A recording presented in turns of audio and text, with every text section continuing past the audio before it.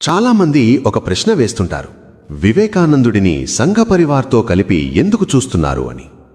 కానీ నిజంగా ఆలోచిస్తే అది ఎంత పెద్ద అపార్థమో మనకర్థమవుతుంది. వాళ్లది మతోన్మాదం. కానీ వివేకానందుడి ఆలోచనల మూలం మాత్రం సర్వమత సహనం. ఏ మతం గొప్పదని కాదు, మనిషి గొప్పవాడిగా మారాలి అన్నదే ఆయన బోధల సారం.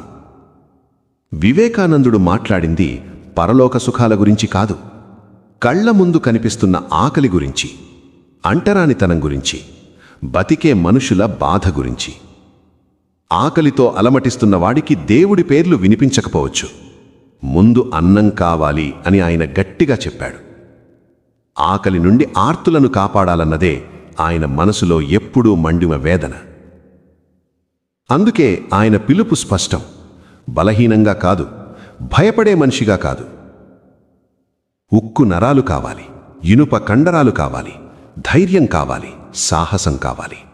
ఇవి శరీరానికి మాత్రమే కాదు, ఆలోచనలకు కూడా కావాలని ఆయన చెప్పాడు. వివేకానందుడి ముఖం చూసినప్పుడు అందులో ఒక కాంతి కనిపిస్తుంది. ఆ కళా కాంతులు, ఆ హావభావాలు యువతలో నిద్రిస్తున్న ఆత్మవిశ్వాసాన్ని మేల్కొలిపాయి.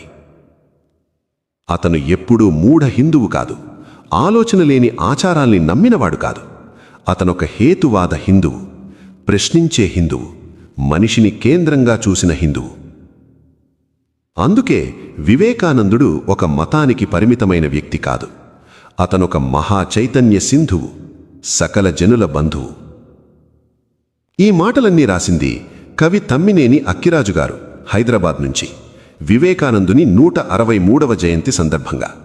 ఇలాంటి ఆలోచనల్ని, సమాజాన్ని కదిలించే మాటల్ని ఇంకా వినాలంటే దయచేసి నా ఛానల్ని సబ్స్క్రైబ్ చేయండి.